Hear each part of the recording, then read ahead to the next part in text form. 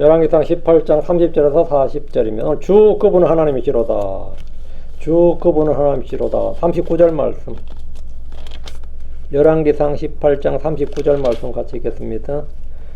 온 백성이 그것을 보고 그들이 자기들의 얼굴을 대고 엎드렸더라. 그리고 그들이 이르되 주 그분은 하나님이시로다. 주 그분은 하나님이시로다 하더라.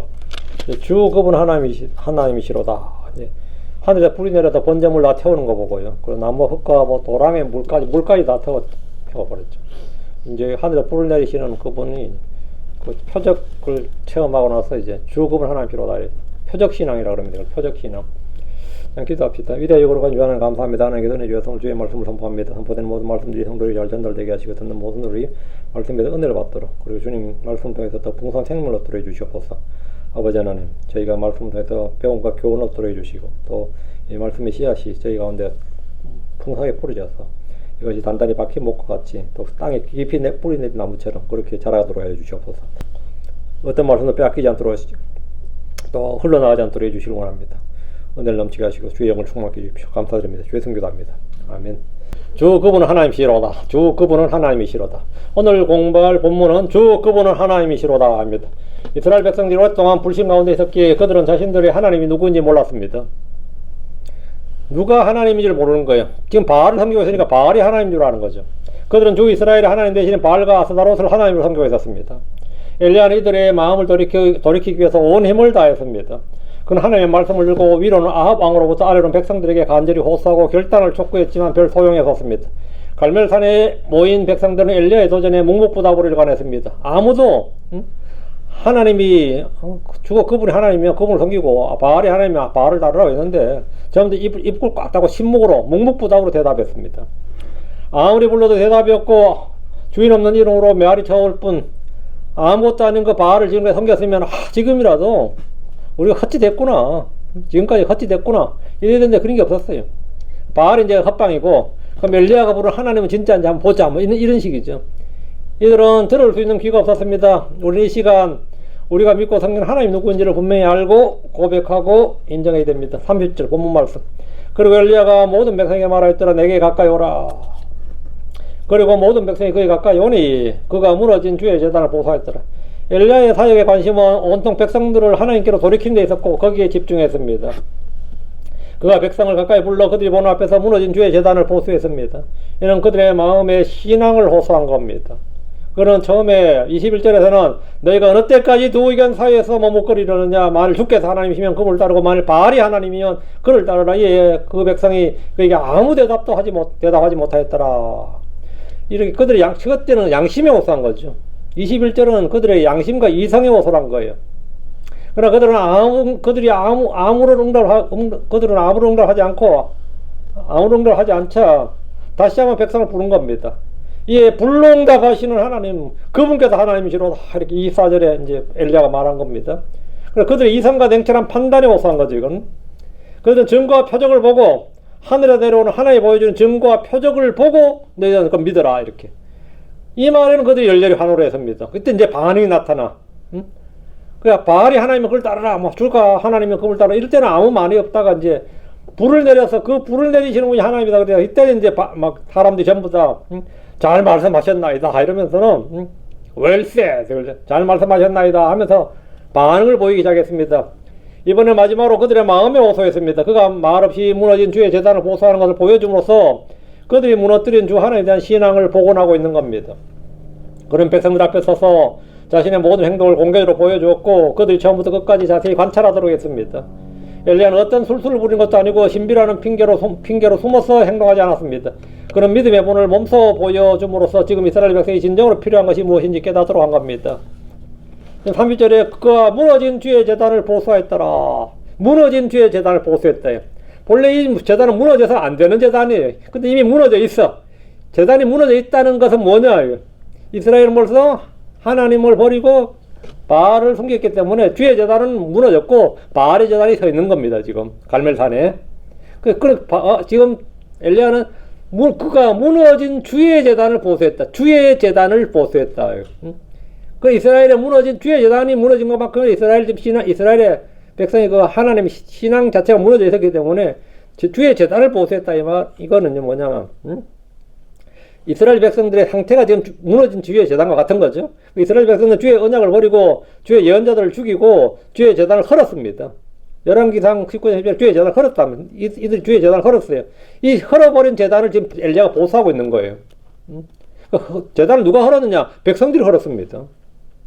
백성들이 헐었어요. 주께 제단을 쌓는다는 것은 주님께 뭐 하는 거죠? 경배와 헌신이죠. 제단을 쌓는다는 것은 내가 주님을 경배하고 헌신하겠다는 그 표시입니다. 제단을 무너뜨렸다, 헐었다는 것은 뭐죠? 예배가 무너진 것이고 백성들이 더 이상 주님께 드려야 할 예배를 드리지 않고 헌물을 드리지 않는다 이 말이죠. 하나님의 백성은 반드시 영과 진리로 하는 게 예배를 드려야 됩니다. 예배는 모든 헌신의 기초고 영적인 봉사이며 섬김의 행위입니다. 신앙생활에 있어서 이 예배보다 경배보다 더 중요한 것은 없습니다. 주님은 영과 진리로 경배드린 자를 찾으십니다. 무너진 제단은 백성들이 하나님을 떠났다는 살아있는 증거였고 엘리야가 그것을 백성들이 보는 앞에서 그들이 무너뜨린 자들이 그들이 보는 앞에서 보수하는 것은 다시 쌓는 건 뭐냐? 백성들의 죄를 질책하는 것이고 그들을 회개케 하여 원래의 자리로 되돌리는 일이었습니다. 하늘의 복이 교회와 우리에게 임하게 하려면 먼저 무너진 주의 제단을 보수하는 일부터 시작해야 됩니다.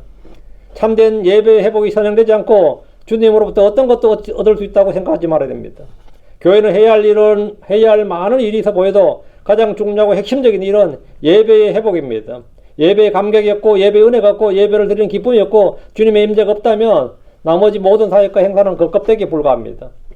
여러분의 가정이 주님께 예배를 드리는 일에 소홀하다면 그 집에서 먹고 사는 사람은 그 집이 편의시설 외에 아무것도 아닙니다. 먹는 곳과 잠자는 곳, 편의시설입니다. 집이 편의시설이라고. 온 식구가 함께 모여 주님을 찬양하고 필요를 구하는 일은 제쳐주고 세상 이야기야, TV 소리야, 라디오 소리야, 어제 뭐 라디오 켠 사람도 요거 맨날 뭐 컴퓨터겠네요. 사람들과 전화로 주고받는 소리나 컴퓨터 켜고 끄는 소리만 들을 수 있다면 가정의 재단은 완전히 무너진 겁니다. 온 가족이 한 마음으로 예배드리는 일이 중단되었다면 번영과 세속적인 욕망과 관심과 쾌락이 그 헌신의 시간을 모두 앗아가 버린 겁니다.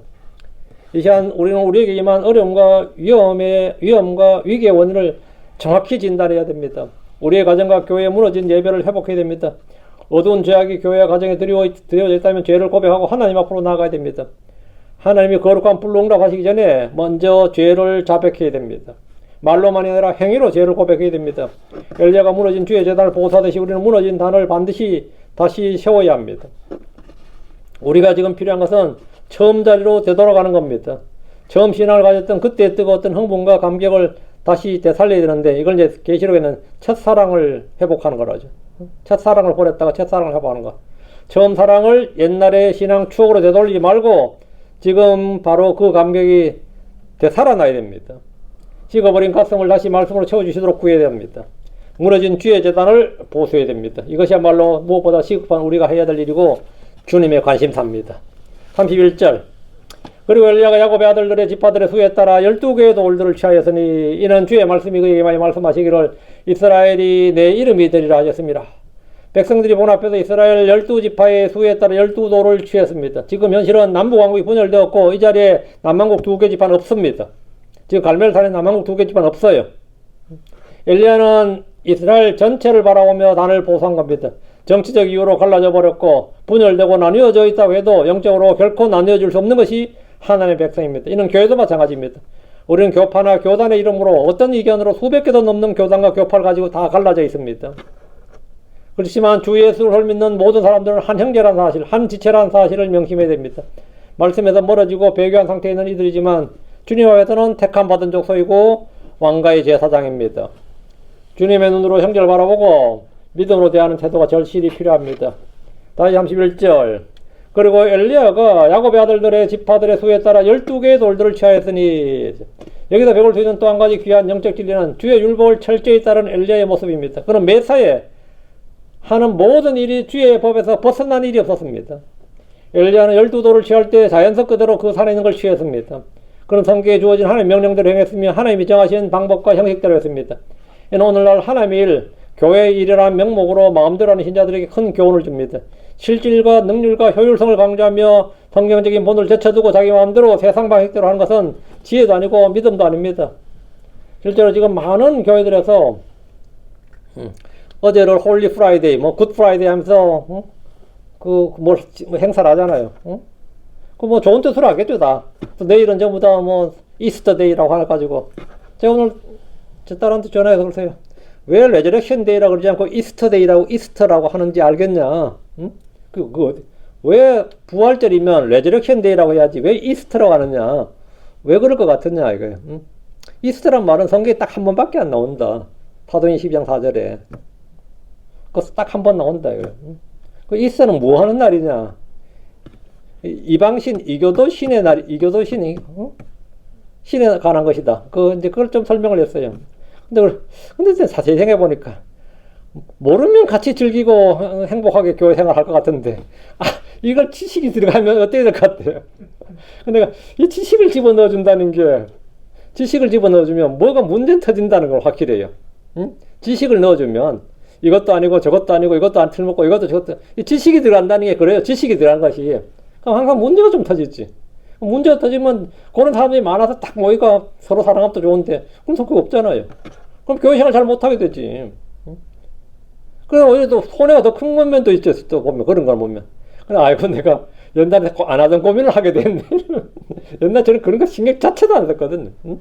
그런 거 왜 신경 써? 아니면 아닌 거지 하고 딱 그냥 아니면 아닌 거지. 응? 그런 걸 왜 나가? 이런 식이에요. 그런 걸 왜 나가? 어쩌나요? 근데 이게 사람이 이제 그렇지. 이 성경적인 본을 딱 제쳐두고 성경 말씀대로 안 하고 자기 마음대로 자기 방식대로 세상 방식대로 교회 전통대로 아니면 무엇대로 이렇게 할 것 같으면 그게 무슨 믿음이냐? 그게 무슨 성경적 신앙이고 무슨 그게 신앙생활이냐 이거지. 어떻게 생각해요? 당연한 소리인데 우리에게 너무나 당연한 소리가 지금 현실에서 당연하지 않는 거죠 지금. 우리는 지금 엘리야의 행동 하나하나, 단어 하나하나, 글자 하나까지 놓치지 않고 유념해 봐야 됩니다. 이미 엘리야의 행동에. 이는 주님께서 이 사건을 우리를 교훈을 위해서, 경고를 위해서 본보기로 주어진 그래서 기록해 두신 거예요. 출애굽기 20장 25, 26절에 그리고 만일 내가 내게 돌로 한 제단을 만들고자 하거든 너는 다듬은 돌로 그것을 닦지 말라. 이는 만일 내가 돌 위로 내 연장을 들면 내가 그것을 이미 더럽혔기 때문이니라. 모양새 내겠다고 연장 들면 안 된다 이거예요.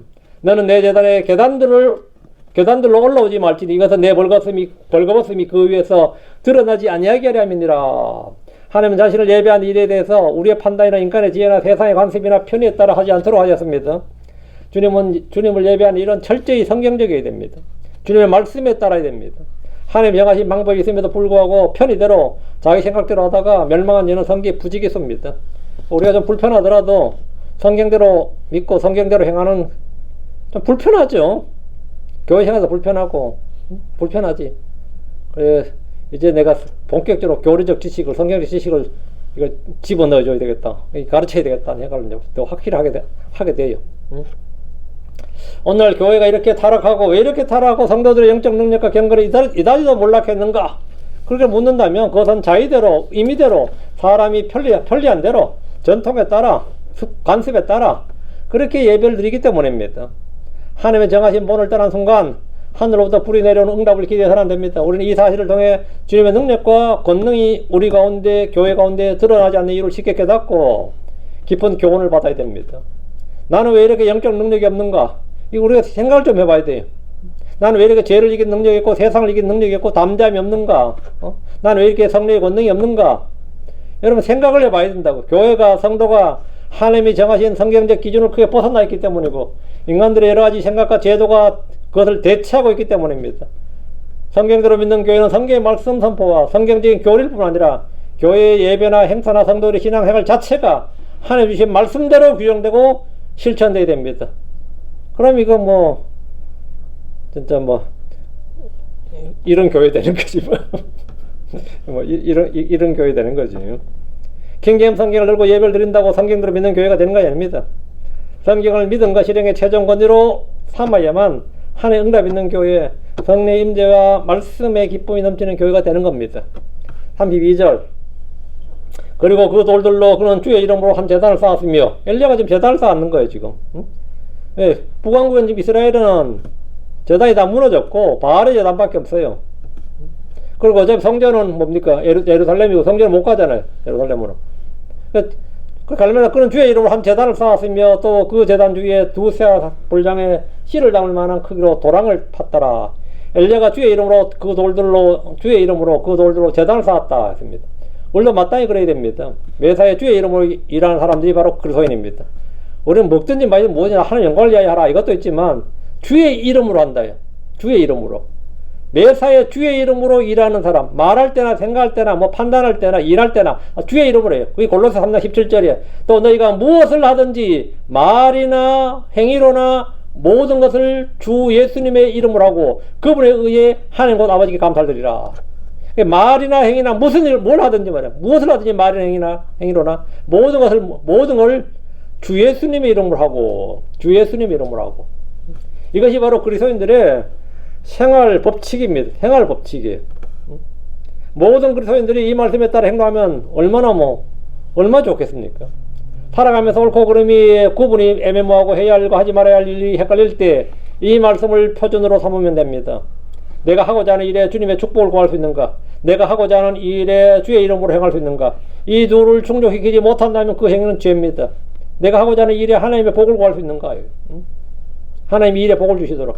그러나 오늘날 교회는 너무나 많은 비성경적인 일들이 주의 이름으로 행해지고 있습니다. 마치 주님께서 사람들의 도움을 필요로 하기라는 것처럼 갖가지 음모와 얄팍한 꾀를 지혜인 양 설치고 있습니다. 어떤 성도가 그 이야기 하더라고요. 그건 미장원 하던 아줌마였던 것 같은데 교회에 와보니까 하나님이 참 불쌍한 분이라는 사실을 알았다 그러더라고요. 그분이 저한테 그러더라고요. 하나님이 참 불쌍한 분이라는 거예요. 뭔 일이냐 그러니까 이제 자기 그래서 뭐 일을 해야 되는데 서로 안 하겠다고 하니까 할 사람이 아무도 없는 거예요. 하나님 일을 안 된다 할 사람 자원에서 막 서로 하겠다가 아니라 할 사람이 없어가지고 자기가 초신자였는데 자기는 거기 가서 초신자도 앉아 있었는데 다 안 한다고 해서 자기 집에서 하게 됐다는 거예요. 그러니까 참 하나님이 성도들에게 대접을 되게 못 받는구나.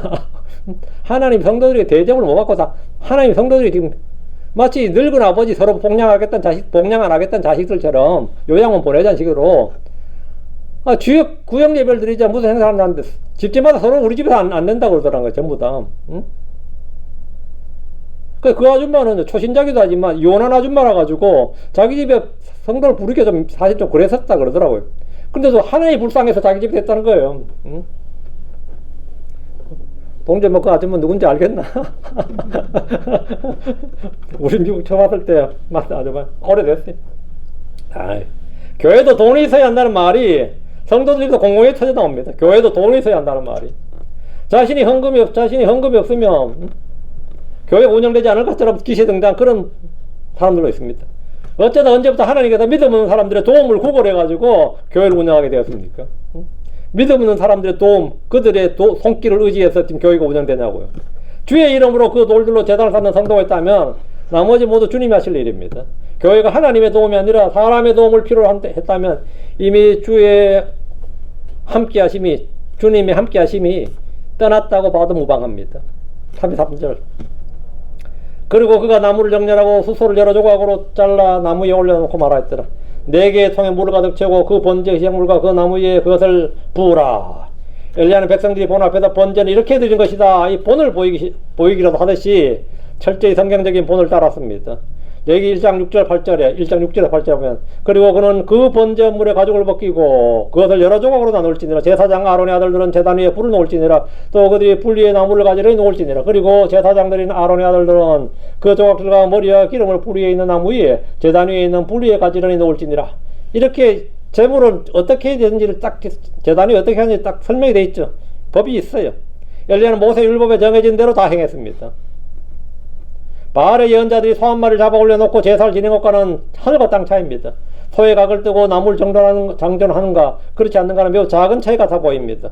그러나 하나님의 종과 거짓된 종의 차이는 이런 작고 사소한 일에서부터 확연히 구분됩니다.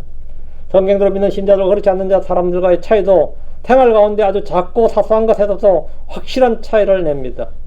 우리는 침례냐 세례냐 여자 집사를 두느냐 마느냐 절기를 지키느냐 마느냐 뭐 이스터를 지키느냐 마느냐 추수감사제 하느냐 마느냐 뭐 크리스마스 어떠냐 고난절 사순절 어떠냐 이게 적은 문제냐, 큰 문제냐, 이거 따지지 않죠. 여자가 머리에 두건을 쓰느냐, 마느냐.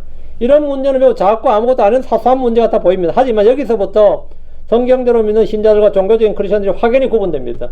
그런 작고 사소한 것에서 주님의 기록된 말씀을 따르고 순종하려는 자세가 바로 성경적인 믿음이고 참된 성도의 자세입니다. 33절에 그리고 그가 나무를 정렬하고 수소를 여러 조각으로 잘라 그 나무 위에 올려놓고, 이 말씀을 볼 때 이 엘리야의 침착하고도 정확하게 서두름 없이 주님의 일을 행해나가는 모습을 볼 수 있습니다. 이는 주님의 종들이 본받아야 될 성품입니다. 매사에 최선을 다하며 빈틈없이 정확하게 질서정연하게 일하는 것이 바로 참된 그리스도인의 삶의 자세고 태도입니다. 예레미야 48장 10절에 주의 일을 속임수로 행하는 자는 저주를 받을지어다. 주의 일을 속임수로 행하는 자는 저주를 받는다고. 주의 일을 속임수로 행하는 자는. 그러게 받은, 주의 일을 속임수로 저주를 받은 사람 딱 하면 아나니아 삽비라가 딱 생각나죠. 주의 일을 속임수로 행하는 자는 저주를 받을지어다. 또 자기 칼을 피로부터 거두는 자는 저주를 받을지어다. 우리 무슨 일을 하든지 사람이 하다 하지 말고 죽게 하다 돼야 되고, 주의 이름으로 행하는 모든 일에 최선을 다해 정확하고 신중하게 행동해야 됩니다. 지극히 작은 일에서 차이를 내지 못하는 사람은 결코 큰 일에서 차이를 내지 못합니다. 주님 분명히 말씀하셨습니다. 누가복음 16장 10절에 가장 적은 것에 신실한 자는 많은 것에도 역시 신실하고, 가장 적은 것에 불의한 자는 많은 것에도 역시 불의하니라. 역시 이건 올소인데 이건 킹림성에 다 있어요. 역시 불의하니라. 우리가 하는 일은 그것이 아무리 작아도 주님의 영광과 관련되어 있을 뿐 아니라 내 자신의 영혼의 복락과도 밀접한 관련이 있습니다. 34절 35절입니다. 그리고 그가 말하였더라. 두 번째 그리하라. 이에 그들이 두 번째 그리하였더라. 그리고 그가 말하였더라. 세 번째 그리하라. 이에 그들이 세 번째 그리하였더라. 그리고 그 물이 제단 주위로 흘렀고 그가 도랑에도 물을 가득 채웠더라. 그러니까 지금 물로 적셔버린 거죠. 돌을 12개 취했듯이 물도 12동을 갖다 먹었습니다. 네 동이 세 번에 12대 갖다 부은 거죠. 전혀 서두름이 없이 조용하고도 심차하게 아무 혼란 없이 일을 진행시켰습니다. 엘리야는 혹시 실패할 것에 대한 걱정이나 두려움이 전혀 없었습니다. 엘리야는 점점 더 불가능하게 만들어서 주님의 영광을 더욱 드러내도록 했습니다. 주님은 불가능이 없으신 분이기 때문입니다. 괜히 나중에 불 탈 때 야려 부렸다 그러면 안 되잖아요. 오히려 어려워 보이는 일일수록 주님의 영광은 더 크게 드러날 겁니다. 12동이나 되는 물을 부었기 때문에 이제는 인간적으로 불을 붙이려고 해도 불가능한 상황이 됐습니다. 누가 부싯돌로 불을 붙이려 해도 안 붙어요. 이 정도 물 가다 부으면. 모든 그리스도인들이 입으로는 전능하신 하나님을 믿는다 하면서 정작 자신의 문제 앞에서는 전혀 하나님의 능력을 신뢰하지 못하는 경우가 얼마나 많습니까? 하나님께서는 어려워서 못하실 일 없고 불가능이 없다는 사실을 믿지 못하는 경우는 또 얼마나 많습니까? 자, 36절 말씀. 그리고 저녁 희생물을 드릴 때에 이런 일이 있었으니, 이제 엘리야는 저녁 희생물 드릴 때 이제 한 거예요. 그들 아침부터 정오까지, 그리고 이때까지 계속 했었고요. 예언자 엘리야가 가까이 나가 말하였더라고. 주 곧 아브라함의 하나님과 아브라함과 이삭과 이스라엘 하나님이요, 주께서 이스라엘 안에서 하나님이시오. 또 내가 주의 종일까? 내가 이 모든 일들을 주의 말씀에 따라 행한 것을 이날 알게 하옵소서. 이 구절은 정말 저한테도 아주 감동적인 구절이에요. 내가 주의 종인 것과, 그러니까 주 하나님이 이스라엘에서 하나님이시고, 하나님이 이스라엘에서 하나님이시고, 내가 주의 종인 것과 내가 이 모든 일들을 주의 말씀에 따라 행한 것을 이날 알게 하옵소서. 저녁 희생물 드릴 때 예루살렘 성전에서도 동일하게 희생제가 행해지는 그 시각입니다. 엘리야는 홀로 이곳에서 희생물 드리지만 예루살렘 성전에서 드리는 유다의 형제들과 영적 교제를 나누고 있었습니다. 우리는 이런 원리를 통해 주일에 수요 기도 모임에 기타 공적인 예배 시간과 기도 시간을 적절히 활용할 수 있습니다. 내가 홀로 병원에 있다 하더라도 그 시각에 다른 형제자매들이 교회에 모여서 예배를 드리고 있다는 사실을 기억하고 있을 때 함께 기도하고 주님을 찬양할 수 있습니다. 난 지금 병원에 있지만, 난 집에 있지만, 내가 지금 이 시간에, 지금 우리 교회에서는 지금 예배 드리는 시간이다. 이 시간은 기도하는 시간이단 말이죠. 그 엘리야는 지금 이 갈멜산에서 예루살렘 성지에서는 지금 뭐 하고 있죠? 저녁 희생물, 제사장 저녁 희생물 드리고 있지. 그 시간에 나는 지금 뭐 하고 있는 거죠? 예. 갈멜산 주의 재단에서 지금 희생물 드리고 있는 거예요. 그리고 같이 찬양하고 같이 기도하고 주의 이름을 부르는 겁니다.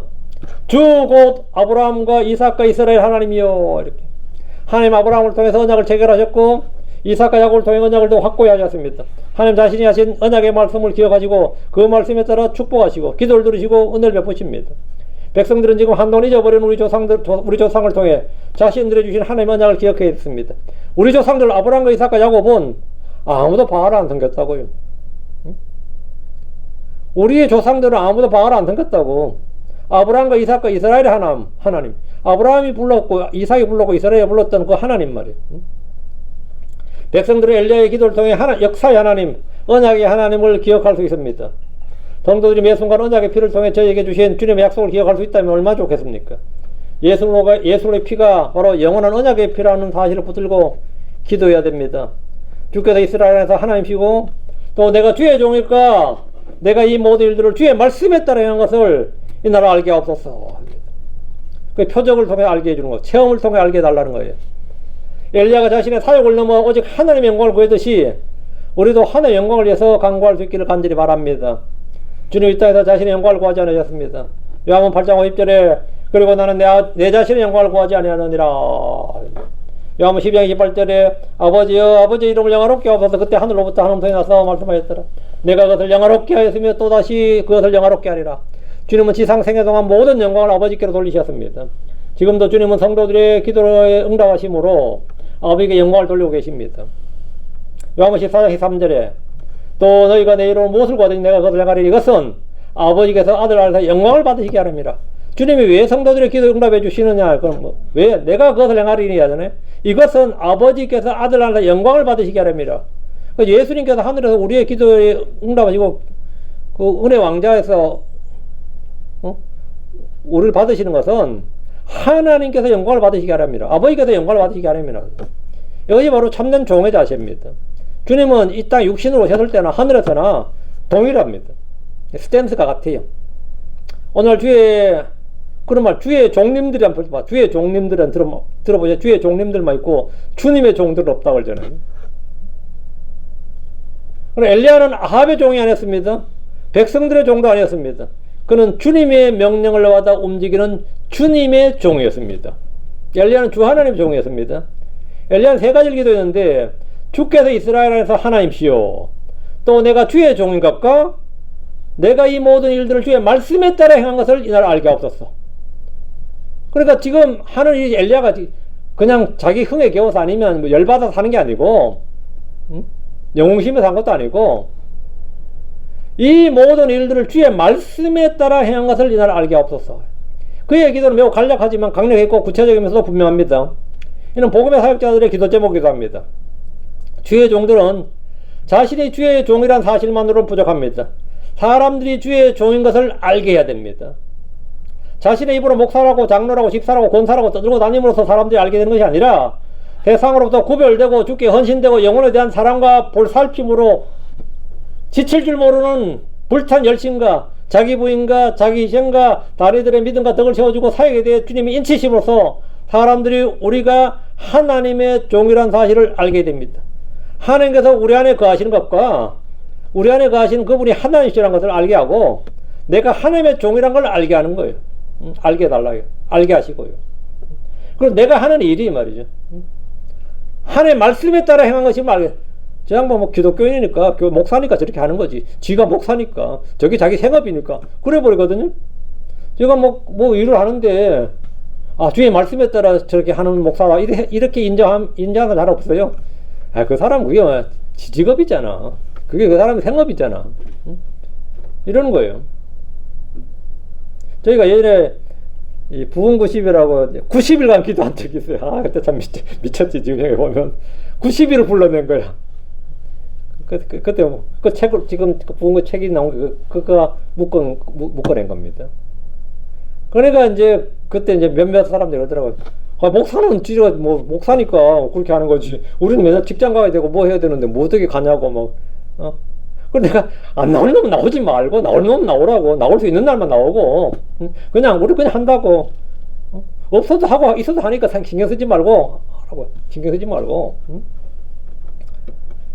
그러니까 엘리야도 지금 자신이 하는 일이 자기가 하는 일이 말이죠. 내가 주의 종인 것을 알게 해주고 이스라엘을 하여금 내가 이 모든 일들을 주의 말씀에 따라 행하되 이날 알게 하옵소서 그러잖아요. 당신이 그리스도인이었어? 놀랍네. 오늘 처음 알았어. 이런 말 듣는다면 곤란한 거죠. 당신이 교회 다녔어? 이런 거예요. 내가 주의 종인 것을 알게 하옵소서. 이것은 우리의 기도 제목이 되어야 됩니다. 이게 우리의 기도 제목이 되어야 돼요. 내가 섬기는 신이 내가 섬기는 내가 지금 속한 종교가 그냥 기독교 이게 아니라 내가 섬기는 그 섬기는 대상이 하나님 것을 알게 하고요. 내가 그분의 하나님의 종이라는 걸 알게 하고 내가 하는 일이 하나님의 일이라는 걸 알게 하는 거예요. 알게 달라는 거예요. 내가 주의 종이란 것은 주님의 권위에 굴복하는 자고 복종의 위치를 지키는 자고 주님의 명령을 받는 자요 자기의 뜻을 꺾는 자고 주인을 기쁘게 하는 자고 기쁘게 하고 주인의 유익과 이익을 증진시킨 것을 최대의 목표로 삼는 자라는 신앙 고백입니다. 자신이 주의 종이라는 사실이 확실하다면 우리의 구하는 것은 당연히 주님의 뜻이 합치하게 될 겁니다. 엘리야는 더불어 지금까지 일어나는 모든 일이 주의 말씀대로 행한 결과임을 알게 달라고 했습니다. 비가 내리지 않게 하는 것이나 지금 하는 일이라 비가 내리는 일이라 다 주님께서 주의 말씀에 따라 내가 한 것이지 내가 이스라엘 저주한 게 아니라고요. 아까 백성들은 비가 내리지 않는 가뭄이 바로 주님의 심판이고 재앙이라는 사실을 알게 해주시기를 구한 겁니다. 우리가 하나님 앞에서 내가 주의 말씀대로 이 모든 일을 행한 것을 이날 알게 없어서 할 정도라면 그럼 신실한 성도죠. 그럼 강력한 기도의 능력을 얻을 겁니다. 37절 내 말을 들으소서 오 주여 내 말을 들으소서 이 백성이 주께서 주 하나님 힘을 알게 없어서 중보기도죠. 이 백성이 주께서 당신께서 이 주께서 할 때 주는 당신이에요. 이 백성이 당신이 주 하나님 힘을 알게 없어서 또 주께서 그들의 마음을 다시 돌이키신 것을 알게 없어서 이 엘리야의 최고의 소원이고 기도 제목이었어요. 엘리야의 기도는 참으로 간결하면서도 마음속에 모든 소원을 다 쏟아냈습니다. 그의 기도 제목은 이 백성이 그 이스라엘 백성이 주께서 하나님이신 것을 알게 하는 겁니다. 그리고 주께서 이 백성들의 마음을 돌이키시는 분이라는 사실을 알게 하는 겁니다. 백성들과 아방과 바알의 예언자들이 모두 긴장 가운데 하늘을 바라봤을 겁니다. 과연 하늘로부터 불이 내려오는가? 모두 침묵의 순간에 흘렀을 겁니다. 불이 내려오지 않는다면 지금까지 일어나는 모든 일도 하나님으로부터 비롯된 것이 아닙니다. 엘리야가 했던 그는 저주에 불과한 거고 그는 증거가 될 수 없는 거죠. 하나님께서 이 땅에 저주를 내렸다는 증거가 아닌 거죠. 엘리야는 절대 사기꾼이 되고 거짓 예언자가 됩니다. 그럼 뭐 돌에 맞아 죽어야 돼요. 하나님은 엘리야의 이 기도에 어떻게 응답했느냐?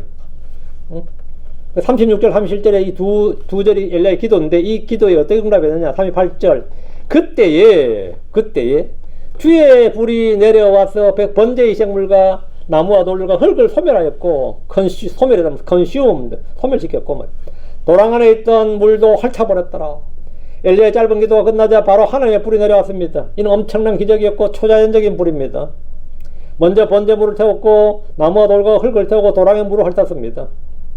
이는 일상적인 불의 성격과는 정반대로 되는 거죠. 불은 물에 닿으면 꺼지는 거죠. 그런데 지금 불이 꺼지는 게 아니라 물이 뭐죠? 소멸되잖아요. 물이 탄다고 지금. 이 불이 어떤 불인지 알겠죠, 그러니까. 이 일상적인 불이 아니다 이 말이죠. 그 불의 강도가 얼마나 컸던지 12개의 돌이 타고 흙이 탔습니다. 이 사건을 직접 목격한 이스라엘 백성들은 자신들이 하나님의 백성이고 여전히 응답하시는 살아계신 하나님이라는 사실을 확인할 수가 있었습니다. 현장 체험이죠. 이 불은 하나님의 불이었고 심판의 불이었습니다. 하나님은 소멸시키시는 불이시니라. 이 말씀대로 죄악된 사람들을 대신해서 그 제단 위에 있는 희생물이 다 불탄 겁니다. 그 제단이 불탄 거예요. 주님의 사랑과 공의는 이 희생물 위에서 충족되었습니다. 하나님은 죄악된 이스라엘 백성들 위에 직접 불을 내리시지 않고 제단 위에 희생물 위에 불을 내리심으로써 이들을 향한 진노를 대신하셨습니다. 이걸 뭐냐? 대속구속이라 그래요. 이것이 바로 하나님의 사랑입니다. 공의로운 사랑이죠. 그냥 사랑이 아니라 이거는 하나님의 공의로운 의로운 사랑이에요. 갈보리 십자가는 인간을 향한 주님의 사랑이 공의로운 사랑이 임한 결과입니다. 주의 불이 내려온 것은 바로 희생물을 연납했다, 받아들였다는 뜻입니다. 백성들의 죄를 온전히 대속했다는 표적이기도 합니다. 불이 임했다는 뜻이 뭐죠? 표적이에요. 성막에 그 영광의 구름이 임한거나 솔로몬의 성전에 세키나 영광의 구름이 임한거나 이 제단 위에 불이 임한거는 전부 다 주님이 그걸 받으셨다, 임재 오셨다는 뜻이죠. 39절 그리고 모든 백성이 그것을 보았을 때 그들이 자기 얼굴을 땅에 대고 엎드렸으며 말하였더라. 주 그분 하나님이로다. 주 그분 하나님이로다. 이스라엘 백성들은 눈으로 보고 엎드려 말했습니다. 이것은 진정한 믿음이 아닙니다. 보지 않고 믿는 것이 믿음입니다. 보지 않고 믿는 게 믿음이야. 말씀을 통해 믿는 게 믿음입니다. 그러나 그들은 말씀을 통해 믿은 게 아니라 표적을 통한 믿음이었어요. 이건 표적을 통한 믿음. 본능 것을 행해서 한 믿음이 아니에요. 눈앞에서 하늘로부터 불이 떨어지는 일생일대의 체험을 한 이스라엘 백성들은 주 그분은 하나님이시도로다 이 말을 막 연발했습니다.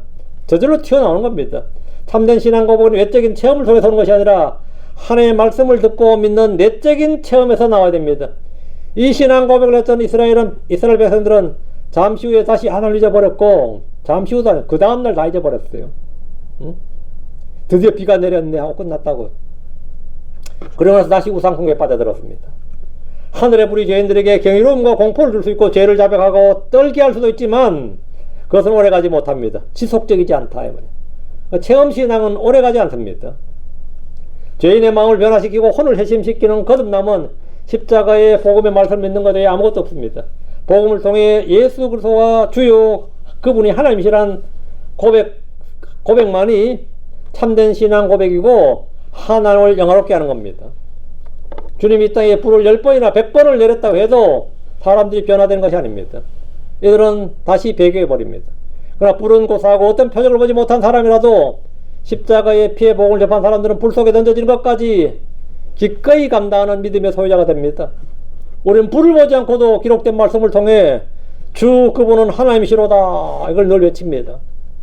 야 나같이 주 그분은 하나님이시로다 이걸 한번 말해 보시기 바랍니다. 주 그분은 하나님이시로다. 40절입니다. 그리고 엘리야가 그들에게 말하였더라. 바알의 예언자들을 붙잡으라. 그들 중 한 사람도 도망하지 못하게 하라. 이에 그들이 그들을 붙잡으며 엘리야가 그들을 기손신으로 데리고 내려가서 거기서 그들을 죽였더라. 엘리야는 백성들로 하여금 바알의 예언자들을 모두 잡아 죽이도록 했습니다. 여기서 끝이 아니에요. 바알 예언자들을 다 잡아 죽이더라. 하나님의 예언자가 자기고 하나님의 백성은 이스라엘이고 너희가 주 그분이 하나님의 백성이라 했으면 이제 바알의 예언자들은 소용없는 거죠. 바알의 예단도 당연히 다 헐어야 되고요. 바알의 산당들도 다 헐어야 됩니다. 일단 바알의 예언자들도 처리하고 거짓 예언자들을 죽이도록 한 것은 주님의 명령입니다. 거짓 예언자들을 이스라엘에서 죽이라. 이거는 율법이에요. 신명기 13장, 신명기 18장에 나옵니다. 악에 대한 철저한 발본세번이 없으면 이게 삭초재근이라 그러죠. 이 발본세번 삭초재근이 없으면 이 일은 재발됩니다. 혹시 사람들 가운데 엘리야가 너무 지나치고 잔인한 것이 아닌가 이렇게 생각하는 분이 없길 바랍니다. 때로 하나님보다 사람이 많다고 자부하는 인본주의자들과 박애주의자들이 있습니다. 엘리야보다 사람이 많은 성도들이 가끔 불평을 토로하지만 이는 하나님을 전혀 모르는 불신과 무지에서 나온 겁니다. 배교를 선동하고 주를 믿지 못하게 하는 우상 숭배자들은 철저히 처단해야 됩니다. 율법에 따라 처단해야. 이때는 율법 시대였죠. 지금 신약에서는 우리가 신정국가에 사는 것이 아니기 때문에 이런 자들을 죽일 수가 없습니다. 죽여서도 안 되고 죽일 수도 없어요. 다만 우리의 삶에 스며든 악을 남김없이 처단하고 우리 마음 가운데 주님 외에 자리 잡고 있는 모든 것을 철저히 뿌리 뽑아야 됩니다. 한 사람도 도망하지 못하게 하라. 엘리야가 좀 엄청났죠. 한 사람도 도망하지 못하게 하라. 다 죽여라 그랬죠. 우리는 모든 죄를 남김없이 한 가지도 남기지 말고 회개하고 깨끗이 씻음 받아야 됩니다. 한 사람도 남기지 말고 우리 서로 한 가지도 남기지 말고 내가 생각할 수 있는 모든 죄는 다 자백하고 씻어야 돼요. 주님은 바로 거룩하신 살아계신 하늘의 하나님입니다. 그리고 우리를 보시고 우리의 기도에 응답하시는 분입니다. 자, 오늘 말씀을 정리합니다. 첫째, 먼저 주의 제단을 보수하라. 무너진 주의 제단을 보수하라. 둘째, 성경의 본을 따라 말씀이 정한 대로 주님께 경배하라. 영과 진리로 경배하라. 말씀에 따라. 주의 종과 죄의 종은 작은 것에서 차이를 낸다. 다음, 언약의 기초에서 기도하라. 언약의 기초에서 기도하라. 그 엘리야가 기도하는 기도가 그냥 기도한 게 아니에요. 언약의 말씀의 기초에서 한 기도입니다. 다음, 주의 불을 보는 것보다 주의 말씀이 불같이 임하는 것이 참된 신앙이다. 하늘에서 주의 불이 내려오는 걸 봐서 믿는 것보다 주의 말씀이 내 마음속에 불같이 말씀이 임해서 내 마음이 뜨거워지는 것이 그게 참된 신앙이다. 다음, 주님이 나의 주인 것과 내가 주의 주인 것을 사람들로 알게 하라. 내가 하는 일이 주의 말씀에 따라 행하는 것을 알게 하라. 저 사람 왜 저렇게 저지 왜 하는데 먹고 살게 사는 게 아니고 저게 성경적이라서 그런데요. 최소 이 정도는 돼야 돼요. 성경이 그게 있어서 그런다고. 그 교회는 왜 부활절을 안 지키냐? 성경이 없잖아요. 응? 그 성경이 없어서 안 하는 겁니다. 뭐 다른 거 없어요. 응? 아, 그게 필요하냐? 그러면. 아, 성경 있잖아. 성경 하라잖아. 우리가 하는 일이 뭐냐? 예. 주의 말씀에 따라 행한 것임을 알게 하소서, 이거예요. 내가 왜 이렇게 하는지 아냐? 성경에 있어서 하는 거야, 성경에 있어서. 내가 왜 당신 사랑하는지 아냐? 주의 말씀이 있어서 그렇다고. 뭐 이뻐서 그게 아니라 주의 말씀이 있어서 그래, 주의 말씀이 있어서. 주의 종인 것을 사람들로 알게 하고, 내가 하는 일이 주의 말씀에 따라 행한 것임을 알게 하라. 이것이 뭐냐? 가정을 지키는 것이고, 이게 교회를 지키는 거예요. 이게 인간관계, 서로 인간관계도 지키는 겁니다. 다음 마지막 중요한, 한 명도 도망하지 못하게 하라. 한 명도 도망하지 못하게 하라. 네. 그 다음 악은 철저히 제거하라. 주님께서 항상 가나안 정복전쟁 때도 그랬고, 이게 사울왕에게도 이렇게 아말렉을 이렇게 정복하라 그랬죠. 이렇게 하라 그랬죠. 근데 꼭 그놈들이 말을 안 들어. 그럼 문제가 터져요. 엘리야는 그렇게 해야죠. 한 명도 도망하지 못하게 하라. 우리도 마찬가지로 이 말씀에 따라 정리한 말씀을 따라 여러분이 잘 기억하셨다가 이렇게 살아야겠다 이렇게 하시면 이게 바로 은혜 받은 거예요. 여러분이 작은 소원, 선한 소원 하나 가지고 작은 결단 하나 하더라도 하나님께서 그 기름 부어주시면 그것이 큰 열매를 맺는 겁니다. 큰 결과를 나타내는 거죠. 기도합시다.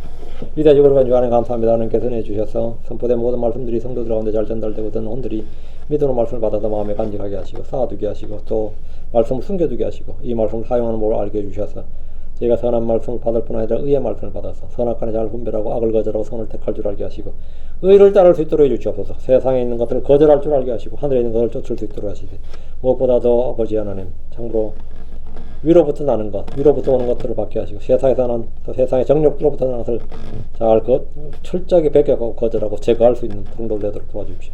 주의 피로 말미암아 저희 마음과 양심을 깨끗하게 해주시옵소서. 주의 말씀의 물로 죄를 씻어주시고 죄를 정결하게 해주실 간구하며 늘 선한 마음 소유하도록 선한 양심, 순수한 양심을 소유할 수 있도록 해주시옵소서. 사랑하는 아버지 하나님, 그래서 저희가 먼저 저희 안에서 무너지는 곳이 없는지 잘 살펴보고 아버지 하나님 경건한 진리의 틀, 건전한 교리의 틀로 아버지는 저희가 딱 각을 잡게 하여 주시고 성경의 본을 따라서 말씀이 정한 대로 주님 앞에서 경배하고 영과 진리로 경배하는 자를 찾으시는 주님, 저희가 진리로 영과 진리로 주님을 제대로 참된 경배자가 되도록 해주십시오. 그리고 아마 저희 작은 것에서부터 아버지 저희가 주의 말씀을 철저히 따름으로써 저희가 주의 종인 것과 저희가 하는 일이 주의 말씀에 따라 행한 것임을 아버지 모든 사람들이 알게 해주시옵소서. 그리고 주께서 저희의 주께서 하늘의 주 하나님이시고 만유의 주이심을 모든 사람들이 알게 해주시길 간구합니다.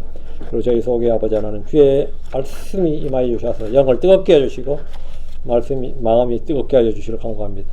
전능자 주 하나님 도와주십시오. 그리고 저희가 누룩을 제거하듯이 저희 속에서 악한 것들을 모두 제거하여 주시어서 아버지 하나님 저희가 주님을 따르는 데서 조금 더 흠이 없게 하여 주시고 모든 일에 철저히 구비되게 해주시옵소서. 모든 선한 일에 철저히 구비되어 하나님 앞에서 부끄러울 것이 없는 일꾼으로 인정받기를 원합니다. 그리고 하나님 때가 되어 주님 앞에 섰을 때 아버지 하나님 저희가 좋은 평판을 받도록 해주시고 아버지 많은 영광과 보상을 받도록 도와주십시오. 감사드립니다. 주의 성교자입니다. 아멘.